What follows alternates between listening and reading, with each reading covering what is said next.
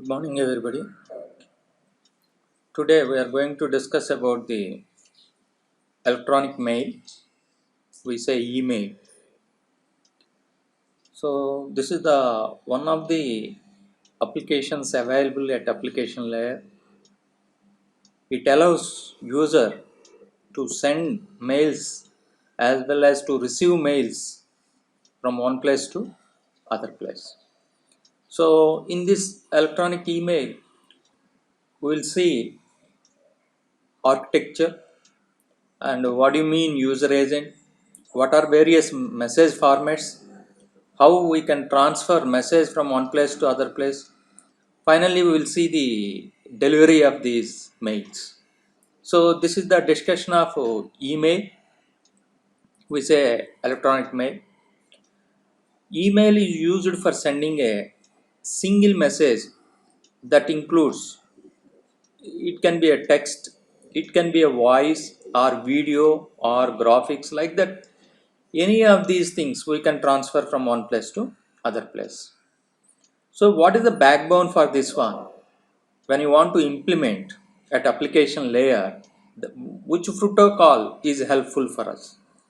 So that is the standard protocol. What you say is the simple mail transfer protocol. We say SMTP, simple mail transfer protocol. So what will happen here? Sending mail as well as receiving mail, we work out with this type of protocol. What you call is the simple mail transfer protocol. So sending mail, user creates mail that looks very similar to postal mail, and envelope, sender and receiver address is mentioned there. Anyway, we message containing header as well as some body content. So other hand, receiving mail, generally we periodically check the mailboxes. If a user has a mail, it informs the user with a notice. We can see the notice in our inbox. If the user is ready to read the mail, a list is displayed in which each line contains a summary of the information about that message. Summary may be the sender, mail address, whatever of the subjects other guy want to communicate us, and the time the mail was sent. Like that, these things are available in the receiving mail. So basically, when you see the address point of view, how do you mention one mail address? If you take, suppose my mail address, if I say killarivs@yahoo.com. So killarivs is the local part, whereas @Yahoo, so that is the domain part. Yahoo is the domain, whereas killarivs is the local part. So that is separated by the symbol @. So that is the way we can mention our address. You are all familiar with this type of address, email address. Now if you see the architecture, how email system can be implemented, we take one side one computer, other side another computer, nothing but this side one user and other side also another user. So sender, there the active one is user agent, we say. At the same time, receiver side also active one is the user agent. So both the sides you have user agents. So whenever sender submit the mail, that is given to message transfer agent. So when sender submit the mail, that is given to message transfer agent here. Here, that whatever the message, now we are communicating to another message transfer agent. There we are using a protocol, what you say is the simple mail transfer protocol. So with the help of SMTP, this whatever may be the message available is transferred to other end message transfer agent. Finally, receiver can read that one. Why? Because it contains so many mails. Whenever user is interested, he can read that one. So this is the typical setup of the email. So here in the whole scenario, if you see three phases, one is mail submission, then that mail transfer, third final delivery of the mail. So in this whole scenario, SMTP, simple mail transfer protocol, plays a vital role. And we need two agents. One is user agent, second one is the message transfer agent in the whole scenario. So this is the understanding of architecture of an email. Now in this diagram, if you see, sender user agent is the active one here. At the same way, receiver side also user agent is the active one. So that is the first component of an email system, user agent. So service provided by a user agent, if you take, basically how do you implement this one? User agent is a software package that can do composing messages, reading messages other side, composing messages sender side, replying to messages, forwarding messages, handling mailboxes. These are all responsibilities of user agent. Basically, this is implemented with the help of software package, nothing but a program we write. That is the discussion of user agent. So reading messages, user agent is used to read incoming messages. When a user invokes a user agent, it first checks the mail in the incoming mailbox. So you'll get some summary in the form of fields, certain fields. After reading the message, user can use the user agent to reply a message. And sometimes we can forward the message without any alteration to others. Like that, we handle this mailbox with the help of user agent. So user agent types, one is command driven or otherwise GUI based things. Example, you can see the importance of Microsoft's Outlook, Netscape. Like this, several GUI based softwares are available to work out with this one. You are all familiar with this one. This is the discussion of user agent types. Basically, SMTP is a simple mail transfer protocol, can send messages only in 7-bit ASCII format. Suppose somebody is working with other than ASCII. Suppose somebody is working with non-ASCII, other than ASCII. Then how can you work out with that one? That is the case. We go for multi-purpose internet mail extension. MIME, we say multi-purpose internet mail extensions. This is a supplementary protocol that allows non-ASCII data to be sent through SMTP. So here if you take user, other side also user, both are working with non-ASCII, this side. But whereas SMTP is enabled with ASCII, then you need a conversion non-ASCII to 7-bit ASCII. At the same time, other end also 7-bit ASCII, you have to convert it into non-ASCII. Why? Because user is working with non-ASCII. So that is the case. We are using multi-purpose internet mail extension, MIME. So this is the use of multi-purpose internet mail extension. This is a supplementary protocol. Whenever non-ASCII code you are working. Coming to the message formats, you are all familiar. You can say that is the to address as well as CC, carbon copy. blind carbon copy from address sender, email address of the actual sender, from person or people who created the message, received line added by each transfer agent along the route, return path, and date, reply to, message ID, in reply to, references, keywords, subject, these are all available. So these are all we say RFC 5322 message header. RFC meant for request for comment.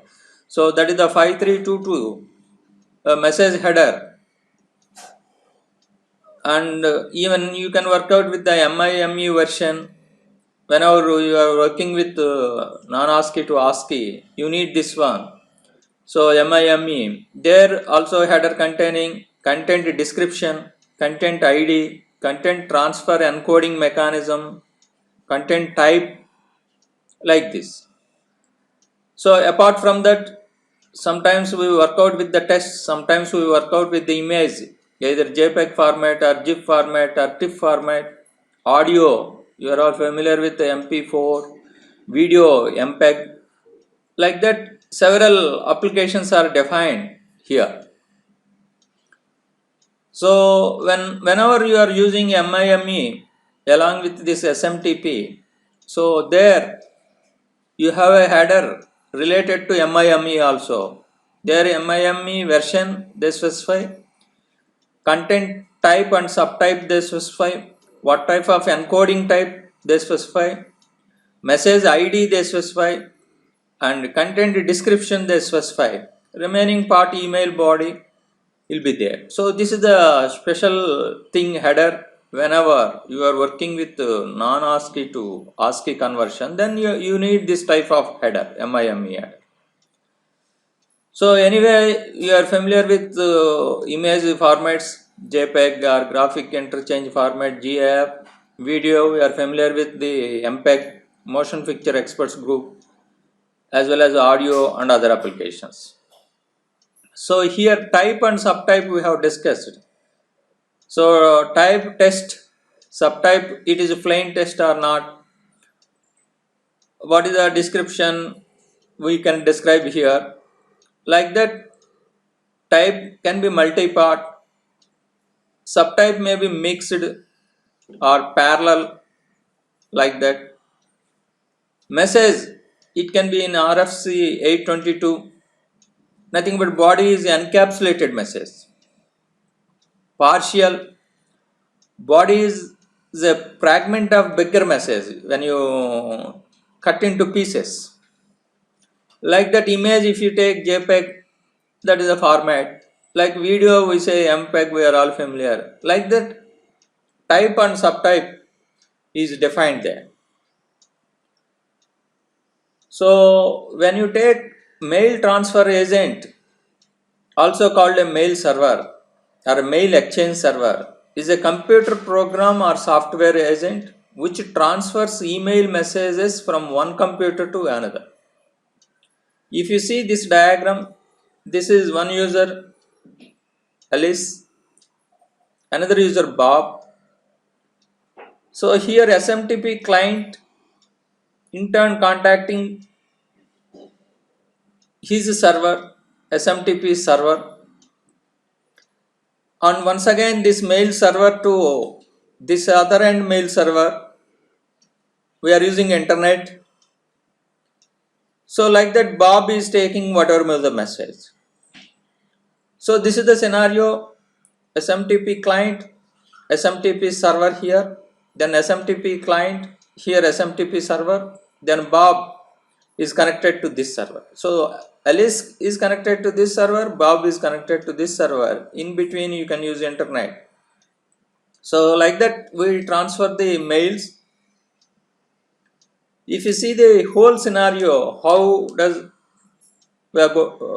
you do with this email transfer with clear cut details. So this side we have a user, other side also you have user.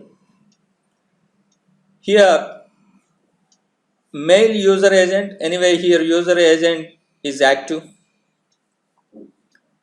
Here mail transfer agent is active. This is the local server available to this user. This user also one server, that is what you call is the remote mail server. So with the alpha of SMTP, he is submitting a mail to the local mail server. Then in turn, this MTA, mail transfer agent, is also working with SMTP and transfer mail, and that is available at the remote mail server. So at the server location anyway, we know mail transfer agent is active, and whereas at sender or receiver, user agent is active. Whenever the mail reached at this remote mail server, when you other end user want to access that mail, there is using post office protocol, POP. So this is the in association with SMTP. Even we are working with this one post office protocol to work out with the remote mail server. Regularly we are doing this operation. So we are implementing that is the post office protocol 3. So client mission, we are working with this POP3 software. So server POP3 software is installed on the mail server. Client opens a connection with the server on TCP port 110. It then sends its username password to access the mailbox. User can then list and receive mail messages one by one. This every day we are doing this type of operation. So which one is active there? Post office protocol is active. So if you see the whole diagram, most of the time SMTP is playing a vital role, especially the server to server communication, as well as sender to local server. But whereas receiver point of view, you are working with this post office protocol. Every day we are working with this type of sequence. So if you see what is the sequence we follow, this is the post office protocol 3 at server location. This is the post office protocol 3 at client location. Client generally specify username, then it can be accepted from the server. Then you are giving password, then it can be accepted by the server. Then you will be connected to the server. Then you will get the list. You are interested with this list where you want to access. You are specifying the particular email in that list. So that email and the size, everything you will get this side. Suppose if you ask retrieve one mail, you will get that mail. If you ask another mail, you will get that mail. Like that, this whole scenario will happen. So this is the discussion. What you would say is the post office protocol. This is the thing implemented at receiver end. This is the what you say is the post office. Every day we are doing the same operation. We are entering our user ID and password. Then we are going to connect the server. Then as for the list, we are retrieving the mails and where's. So this is the whole scenario of understanding SMTP and post office protocol, and so as well as MIME if you take. So these are all associated with this email, electronic mail. So if you want to read further, better to refer Computer Networks by Tannenbaum. Otherwise, you can refer even TCP by IP by Ferozian, as well as data communications by Ferozian also you can refer for further understanding. So thanks for your attention. So next class we'll see the other application layer protocols. Thank you.